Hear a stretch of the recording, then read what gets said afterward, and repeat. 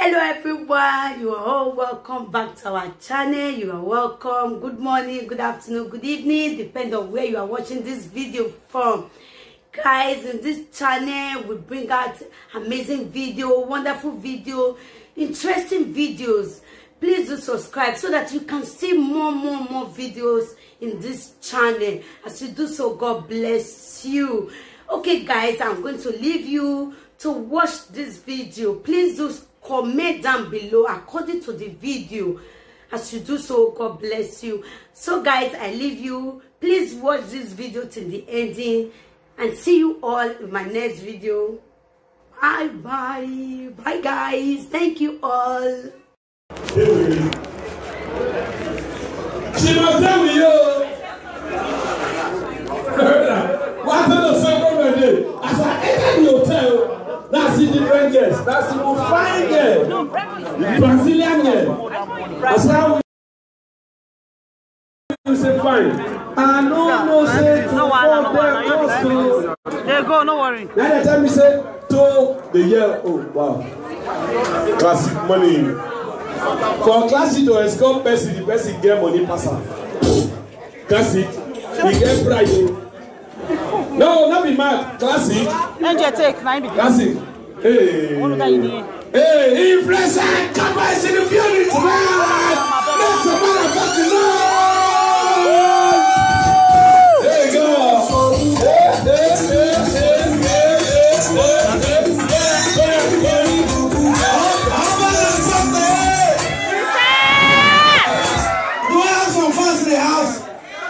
Me, I don't get time. Boy, you make me first now. You're climbing immediately. But I don't come. We were there, and they say,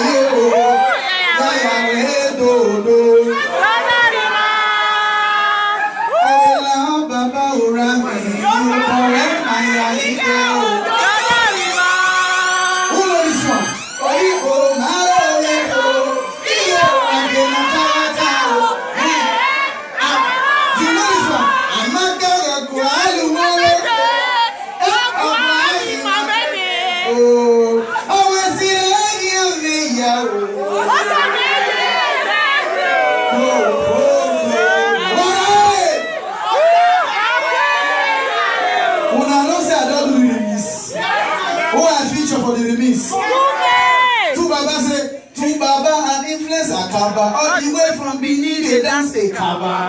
Now so, I'm going to play. What can stop that? I'm going to take a joke tonight. I go to him, I go pen and come here, I go pen and go to that side. What's up? And when you know,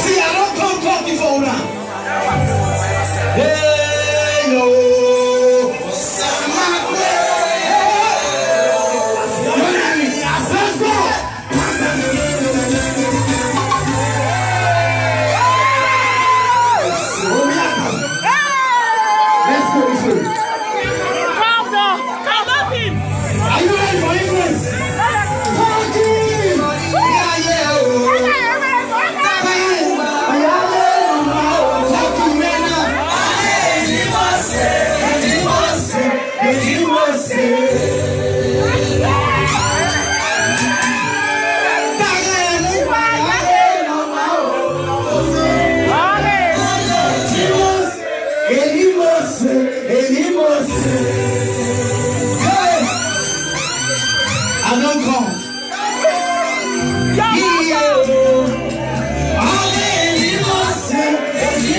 Yeah.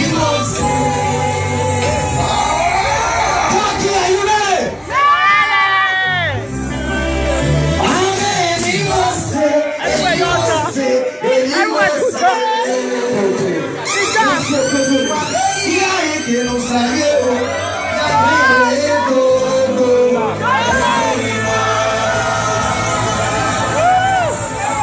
Y va a caer, pero salió. Y allá ves,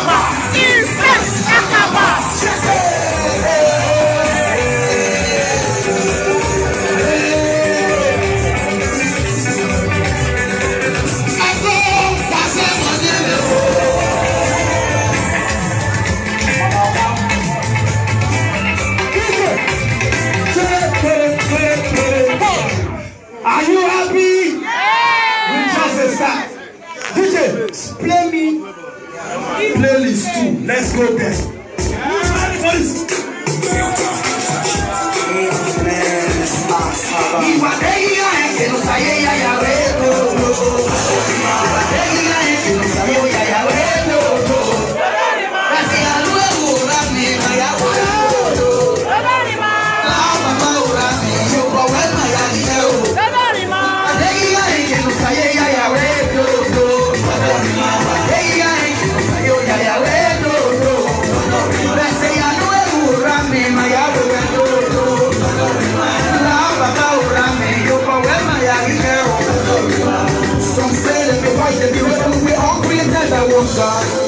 Some say that the white and the green and money like it tell the paper. Every day you know you got me when you go Samina. And I'm a day I grow. I be running and we are doing for the life that I'm living. I say, but I'm gonna do much. No one else in my head is sick. Oh, go my head. Oh, go my head. Let's see, I know it will run in my house.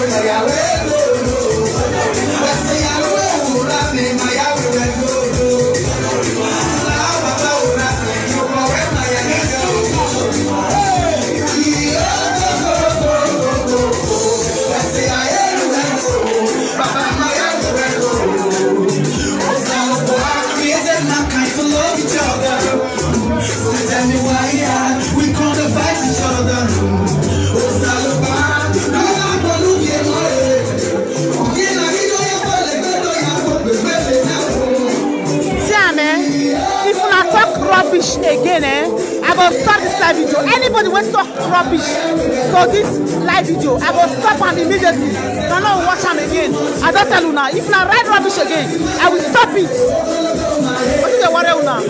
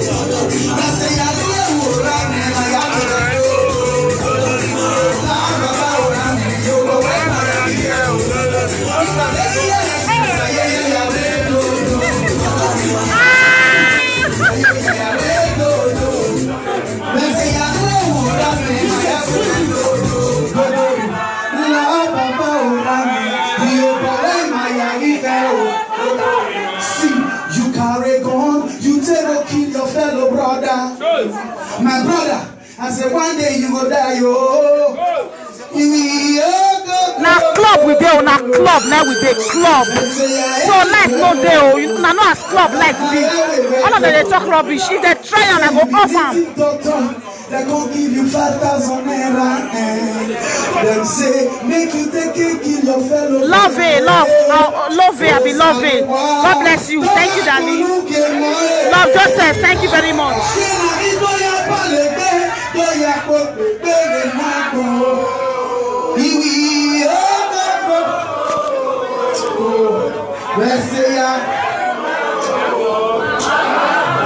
Instant, we wanna clap for ourselves. Let's go.